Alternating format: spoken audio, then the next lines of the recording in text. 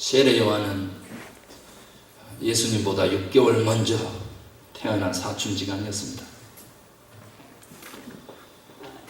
그의 외침은 회개하라 천국이 가까웠느니라 라고 하는 것입니다. 오늘날 우리 크리스찬들이 천국 하나님의 나라를 죽어서 가는 나라로만 인식하는 요즘의 시대에 2000년 전에 하나님의 나라가 그 척박한 이스라엘 갈릴리 땅에 도래했다라고 선언하는 것은 그리 쉽지 않은 것이었습니다. 그 하나님의 나라를 위하여 회개의 세례를 받을 것을 세례 요한은 전파했습니다. 그 세례가 바로 이사야 선지자가 예언했던 광야에서 예치는 자의 소리였고, 주의 길을 준비하고 오실 일을 맞이하는 구원의 믿음이었던 것입니다. 오늘 예수님께서는 죄가 없으신 분이신데 회개하라고 하는 죄를 사해주는 회개의 세례를 기꺼이 받고자 하십니다. 세례 요한이 말립니다. 내가 주께로 가야 할 텐데 어찌 주님께서 내게 오셔서 세례를 받으십니까?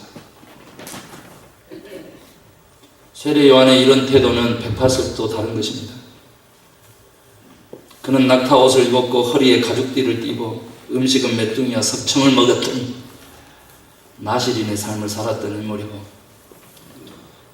요단강이라 하면 여러분 아시는 대로 이스라엘 민족이 태동할 때 출애굽에서 광야를 불순종 때문에, 불평불만 때문에 40년 떠돌다가 1세대 다 죽고 250만이나 되는 그 인구가 광야에서 40년 동안 다 죽고 가나안 땅 점령을 바로 앞에 뒀을 때 가로막았던 강이 바로 요단강인데, 그곳에서 생명을 살리는 회개의 세례를 외치는 것입니다. 로마의 식민지였기 때문에 로마의 권력에 불붙었던 군인들도 나와왔고 세리들도 나와왔습니다. 메시아의 길을 예비한다고 메시아를 기다리던 종교 지도자들도 나와왔습니다. 그러나 세례 요한은 얘기했습니다. 독사의 자식들아, 누가 너희를 가르쳐 임박한 진노를 피하라. 회개에 합당한 열매를 맺고 속으로 아브라함이 우리 조상이라고 생각하지 마라. 내가 너희에게 이르노니 하나님이 능히 이 돌들로도 아브라함의 자손이 되게 하시느니라. 이미 도끼가 나무 뿌리에 놓였으니 좋은 열매를 맺지 아니하는 나무마다 찍혀 불에 던져지리라. 나는 너희로 회개하게 하기 위하여 물로 세례를 베풀거니와 내 뒤에 오시는 이는 나보다 능력이 많으시니 나는 그의 신을 들기도 감당하지 못하겠노라. 그는 성령과 불로 너희에게 세례를 베푸실 것이요 손에 키를 들고 자기의 타작마당을 청하게 하사 알곡은 모아 봇간에 들이고 쭉정이는 꺼지지 않는 불에 태우시리라.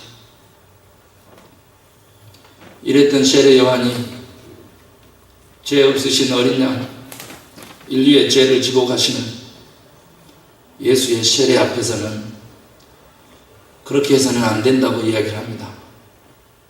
예수님께서 세례 요한을 타이릅니다.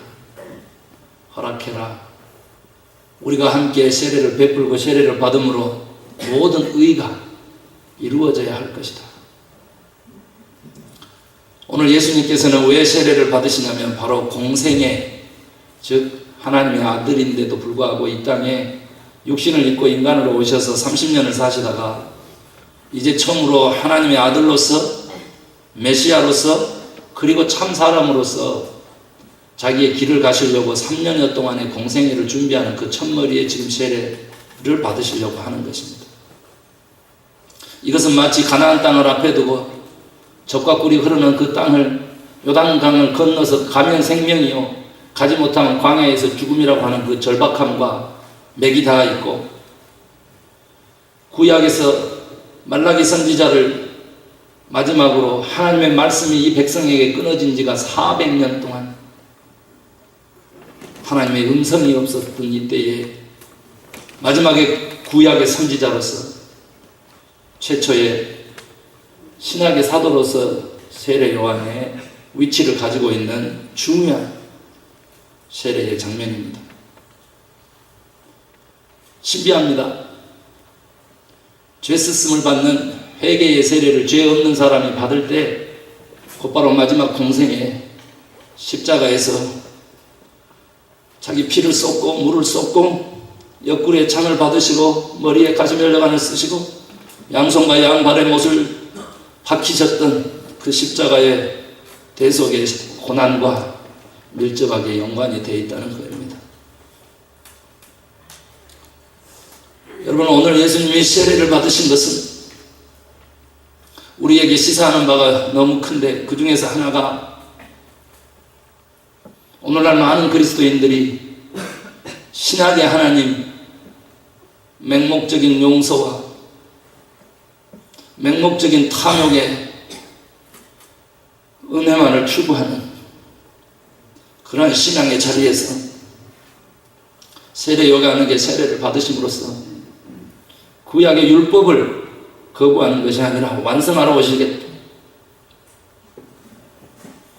그래서 우리 오늘날의 크리스찬들에게 하나님의 말씀의 법도 하나님과 맺은 그 계약이 서슬퍼렇게 살아있어야 함을 암시해주고 있는 것입니다. 그의 명령이라면 목숨을 바쳐서 지켜야 하는데, 어떻게 하면 빠져나와서 용서를 구하면, 눈물 좀 흘리면, 은혜라고 말하면 되는, 이것은 결코 율법적 행위를 통한 의가 아니라 예수 그리스도라고 하는 그 복음의 은혜를 누린 자들이 마땅히 감당해야 될 율법의 안성자로서의 예수 그리스도를 받드는 일임에도 불구하고 우리들의 마음속에는 정의가 없고 우리들의 마음속에는 공개념이 없고 공의가 사라진 지 오래입니다. 오늘 예수님께서 우리의 죄를 사하시기를 원하십니다. 무엇이 죄인가를 모르는 백성에게 오늘 하나님은 삼위일체 하나님의 협연을 통해서 무엇이 죄인지를 분명하게 드러내 줍니다. 오늘 성령님은 비둘기처럼, 예수는 요단강에서 온몸을 적셔서 한 인간으로, 그리고 하나님은 하늘을 열고 이는 내 사랑하는 아들이요 내가 기뻐하는 자라고 하는 소리로 삼위일체 하나님이 하나로 연합되는 장면을 연출합니다. 우리가 살아가면서 무엇을 회개할까요? 그것은 바로 자기 중심성, 자기 이기, 그거에 대한 절대성을 부여하는 나의 경험들, 나의 지식들, 나의 자존심들, 나의 자아들, 나의 인간적인 배경들, 세상의 눈과 가치들, 이 모든 것들이 삼위일체 하나님 앞에서 무너지는 역사를 경험할 수 있게 되기를 주의 이름으로 축원합니다. 이것이 오늘 우리가 성령 세례를 다시 받아서 하나님의 자녀로서 온전함을 입고 하나님이 기뻐하시고 하나님이 사랑하는 아들, 딸로 거듭나는 비결입니다.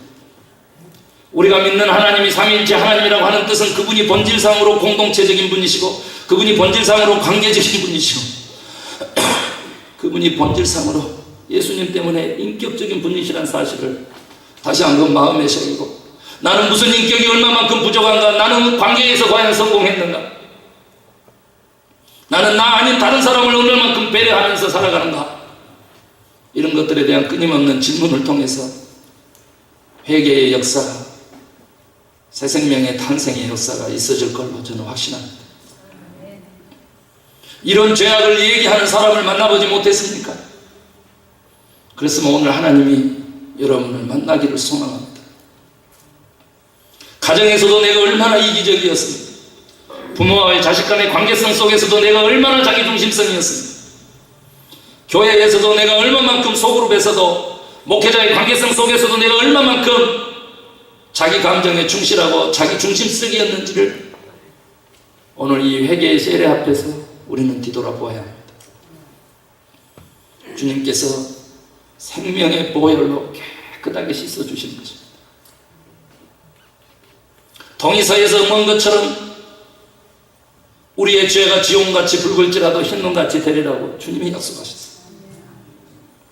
그 죄사함의 권능을 믿을진데 오늘 세례의 의미대로 내가 죽어서 그리스도의 인격과 성품과 그리스도가 선포했던 그 하나님의 나라 관계성 속에서 하늘나라의 기쁨으로 다시 살아가는 저와 여러분 되시기를 주의 이름으로 축원합니다. 오늘 마지막으로 세례의 또 다른 의미는 오늘 말씀해 주시는 하나님의 말씀입니다. 말씀드린 바와 같이 400년 동안 하나님의 말씀이 없었습니다. 그런데 오늘 예수님의 세례와 동시에 하나님의 말씀이 있었는데 이 말씀은 나중에 마태복음 17장에 변화산 사건에서 예수님께서 변화산에 올려서 자기의 형체가 존재가 바뀌면서 엘리야와 모세와 대화하시면서 들었던 하늘 음성하고 동일한 것입니다. 거기에서는 이렇습니다. 이는 내 사랑하는 아들이요 내 기뻐하는 자인 너희는 그의 말을 들으라. 제자들은 그것도 이너서클에 수제자 세 명은 여기가 조사오니 이곳에 장막을 치고 여기서 사십시다. 예수 그리스도는 내려가자. 그리고는 제자들이 쓰림하고 있는 간질병 걸린 아들을 치유하시면서 병자들 속으로 가난한 사람들 속으로 낮은 곳으로 문제투성이인 그 삶의 현장으로 다시 가십니다.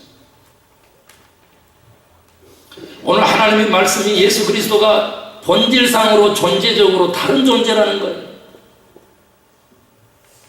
우리도 살아서 예수 그리스도를 믿었으니 이제 우리도 본질상으로 다른 존재들이 된 것인 줄로 믿으시기 바랍니다. 따라합시다. 나는 하나님이 사랑한다. 나는 하나님이 기뻐하신다. 더 이상 죄악의 존재가 아니고요. 더 이상 세상에서 손가락 받는 존재가 아니고요. 더 이상 세상의 풍조에 밀려가지고 내 자아 가치를 상실해서 세상 사람들보다 더 세상 사람들처럼 살아가는 그런 존재가 아니라는 거예요. 하나님이 사랑하는 하나님의 아들이요 딸이라는 거예요. 그가 성공한 인생으로 칭해주는 기뻐하는 사람입니다. 여러분, 우리는 예수 그리스도를 성탄절에 맞이했습니다. 하늘에는 영광, 땅에는 기뻐하심을 입은 사람들 중에 평화로다. 오늘 2015년 이 세례주일과 동시에 완전히 세상적인 나의 모든 자아가 이 물에 온몸이 담긴 것처럼 아니면 그 물뿌림을 당하는 것처럼 완전히 죽고 전혀 새로운 거룩한 존재로 사랑스러운 존재로 하나님이 보시기에 기쁨의 존재로 거듭날 수 있기를 주의 이름으로 축원합니다. 죽어야 다시 사는 것입니다. 내 자신을 부인해야만 하늘의 신령한 것을 그리스도의 것을 담을 수가 있는 것입니다. 죽이십시오. 세상에 물든 나의 모든 자아를 지금 이 시간 죽여야 합니다. 물질적인 성공을 꿈꾸고 명예를 꿈꾸고 그리고 자기 잘난 맛에 살아갔던 모든 그리고 자기의 경험을 절대화시키고 자기의 지식을 절대화시켜서 다른 많은 사람들에게 상처를 주면서 그 관계성 속에서 하나님의 나라를 비틀게 했던 모든 죄악들을 회개하고 사랑스러운 존재로 사랑의 말을 하며 사랑의 마음을 품고 여기서 사랑은 아가페입니다. 절대적인 사랑입니다. 피해갈 수 없는 일반적인 사랑입니다. 하나님은 우리를 그같이 사랑하셨으니 우리도 서로 그같이 사랑하는 것이 마땅하다 그랬습니다. 상대방이 어떤 반응을 하든지 상관없이 내가 절대적인 아가페 사랑을 실천할 수만 있다면 나의 존재는 그 사람하고 질적으로 본질상으로 달라지는 것입니다. 믿습니까? 그렇게 우리는 거룩한 존재로 바뀌어가는 거죠. 언제나 조건을 따지고 기브 앤 테이크로 언제나 상황 속에서 환경 속에서 상황 윤리에 벗어나지 못하고 그렇게 관계 맺었던 모든 관계를 아가페라고 하는 하나님이 행하셨던 절대적인 사랑으로 바꿔내시기를 주의 이름으로 축원합니다. 그리고 우리들의 삶에 평화, 평강이라고 하는 단어, 화목해하는 그 사역을 가장 앞세울 수 있는 크리스찬 되시기를 주의 이름으로 축원합니다. 아직도 내 속에서도 내 자아가 싸우고 내 가정 속에서도 내 자아가 살아서 다툼이 일어나고 평강이 깨진다고 한다면 오늘 고개를 숙이고 하나님 나에게 하나님 기뻐하시는 평강을 주시옵소서. 이는 내 기뻐하는 자다라고 하는 그 표현 속에는 평안하뇨 두려워하지 말고 나를 믿고 나를 의지해라 내가 너의 삶을 책임져 주겠다고 하는 하나님의 음성이 부활하신 주님의 그 음성이 같이 녹아있는 것입니다. 내 삶에 평화가 없다면 내가 아직도 죄의 문제로 거듭난 사람이 아니라는 거고 아직도 내가 온전히 죽지 못했다는 뜻이고 아직도 내가 세상의 풍조에 도구로 전락해 있다는 것입니다. 하나님이 온전히 기뻐할 수 있는 세상이 줄 수도 알 수도 없는 그 평강을 누리는 저와 여러분 되어서 내가 본질상으로 다른 존재라고 하는 인식 속에서 자존감을 회복하시기를 주의 이름으로 축원합니다. 간밤에 하나님께서 저에게 꿈을 꾸게 해주시는데 이 말씀을 머리맡에 놓고 묵상하면서 잠들었기 때문에 꿈을 주시는데 우리 교회 성도님들 모두가 세례를 받는데 그 세례 받은 분들에게 하나님이 점수를 매겨주신 거예요. 점수를. 어떤 사람은 98점짜리도 있더라고요.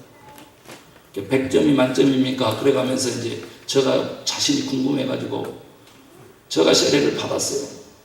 그리고는 내 그 생명의 그 값이 얼마로 평가가 될까 하고 기다리고 있는데 깜짝 놀랐어요.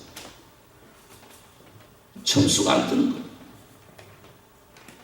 빵점도 아니고 점수 주세요 이렇게 얘기를 하는데도 점수가 안 뜨는 거예요. 너무 실망해가지고 번쩍했어요. 내가 나띵인가? 그리고는 다시 잠이 들었는데 해몽을 또 꿈으로 해주시는 거예요. 아무 점수도 없기 때문에 네가 받았던 모든 상처가 의미가 없단다. 아무것도 받아 누린 것이 없기 때문에 너는 프라이스레스, 값을 매길 수 없는 그런 존재다. 얼마나 기분이 좋았는지 모릅니다. 빵점 가지고 감사한 사람은 저밖에 없을 거예요. 감사했습니다. 여러분, 인간의 모든 고통은 상대적 빈곤과 박탈감에서 온다고 합니다. 남과 비교시키는 것이 사탄의 계략입니다. 하나님 앞에서 우리의 자존감을 극대화시키는 이 시간 되시기를 주의 이름으로 축원합니다. 하나님이 아들 보내서 값주고 산 생명이라는 거예요. 죄가 더 이상 범접치 못하고 세상이 더 이상 유혹치 못하는 위대한 존재들이라는 거예요. 아멘입니까?